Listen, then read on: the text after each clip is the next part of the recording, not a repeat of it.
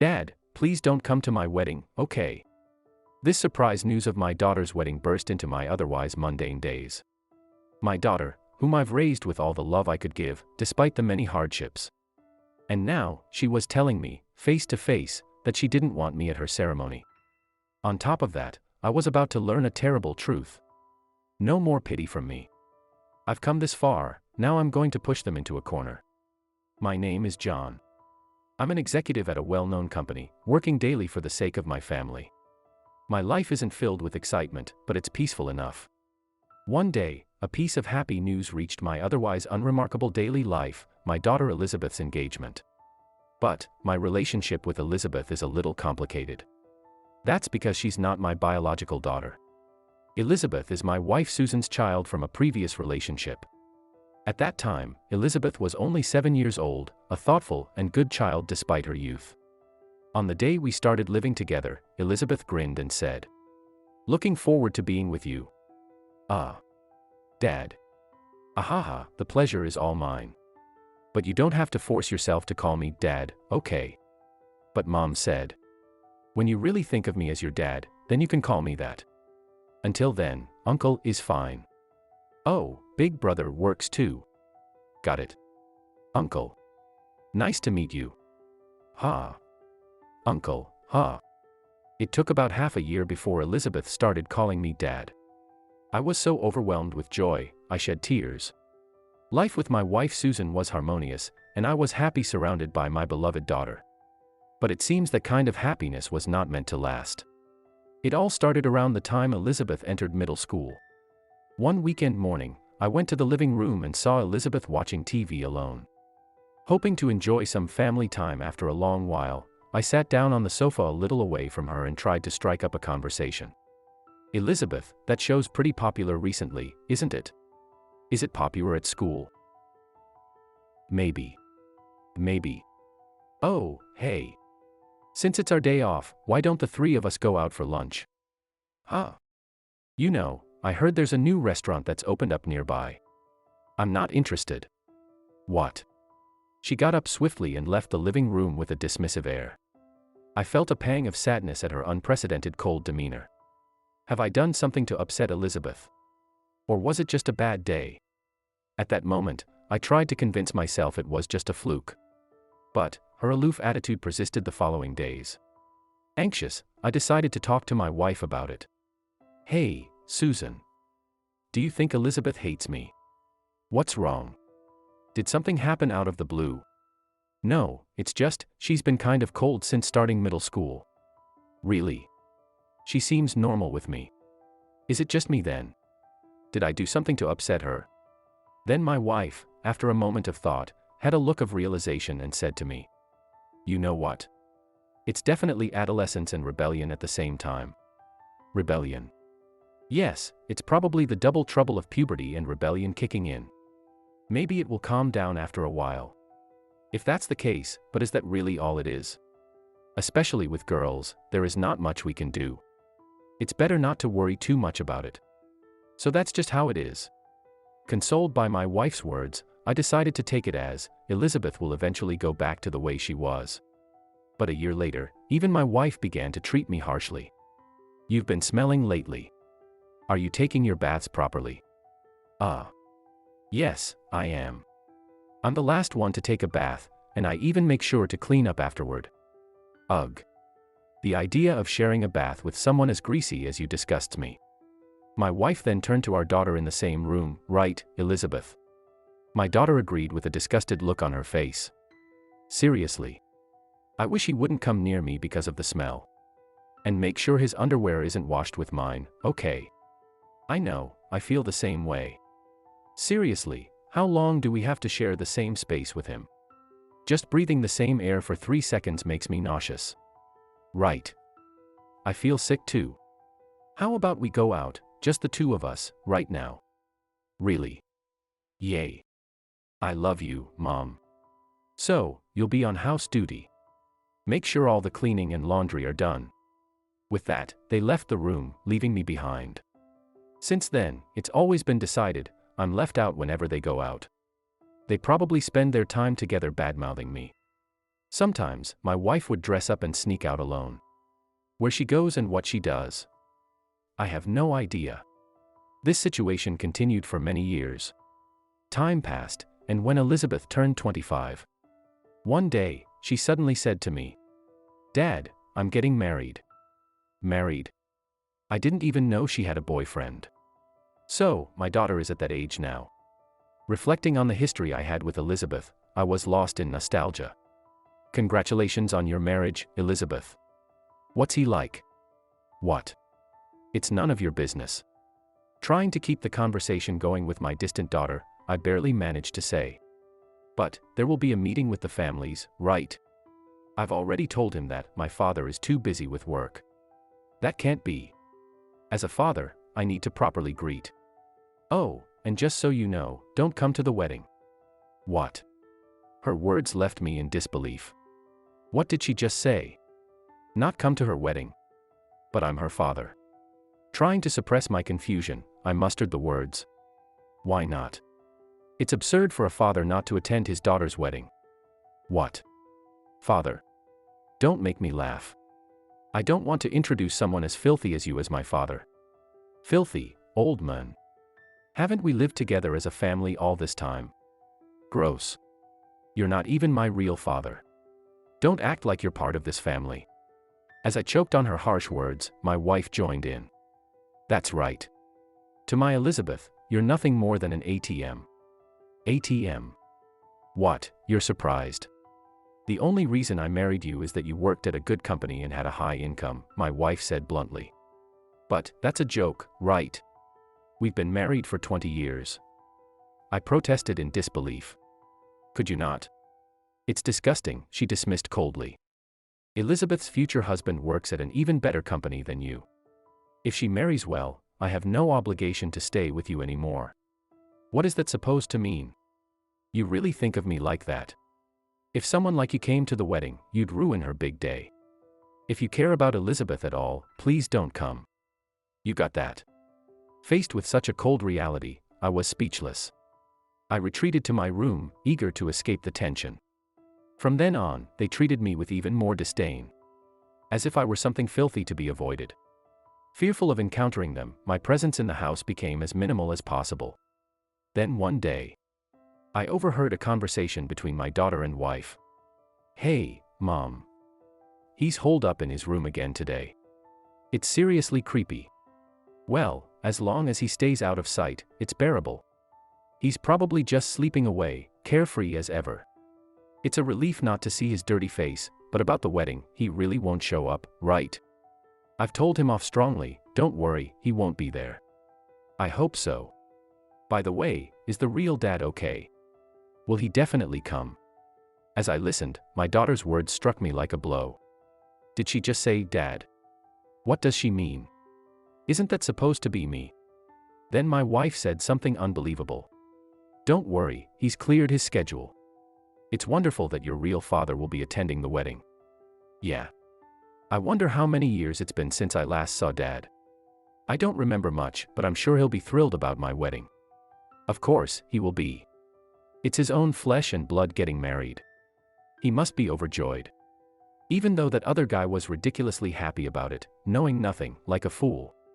The real Dad's company is successful, right? That's amazing. He was even featured in the news. When I saw Dad the other time, I was so surprised. He's tall and looks like an actor now. Nothing like someone bald, smelly, and with a big belly. I really wonder how our people could be so different from him. Let's keep meeting up with the real Dad from now on, the three of us. At that moment, I felt something inside me crumble. So that's how it was. They were making sure I wouldn't come so they could invite her biological father to the wedding. And they had been meeting him behind my back all this time. Fine, if that's how they want it, I have my own plans. With that resolve, I decided to exact my revenge for the years of being treated like an ATM. After extensive investigations and when the time was right, I confronted them both. I won't be attending the wedding. I'm also leaving this house. Elizabeth bounced with joy, really. Yay. The wedding's the week after next, right? I'll leave on that day. And to think, I thought you were just some creepy old man, but you actually understand. Lucky. My wife and daughter were cackling with glee, clearly looking forward to me leaving. Ignoring their excitement, I started packing up my things, preparing to leave. On the day of the wedding. As I was loading my bags into the car, about to depart, my wife and daughter approached me, smirking. "So, you're finally leaving. It's Elizabeth's wedding day, so it's truly a day to celebrate." "Totally. What a perfect day, right? You got your wish, I'm leaving. Happy now." "And what's this?" "A final conversation for old time's sake. Make sure you file the divorce papers, okay?" "Ugh, just go away, you creep. We're busy." "All right then, goodbye." Ignoring their taunting smiles, I got into the car and drove off. I knew I would never return to this house again. A few hours later, after arriving safely at my new apartment and catching my breath, I received a call. "Please come to the wedding venue immediately," they said. I had somewhat anticipated this turn of events. Honestly, I never wanted to see my wife and daughter again. But today, at this moment, was the grand stage for the revenge I had long awaited. "All right, let's go." I drove back to the wedding venue. Upon arrival, as expected, there was a commotion. "What do you mean the engagement is off? This is ridiculous. I can't accept this." "Explain yourself." My daughter's yelling echoed down the hallway. As I slowly opened the door, there was my daughter, in her wedding dress, alongside my wife.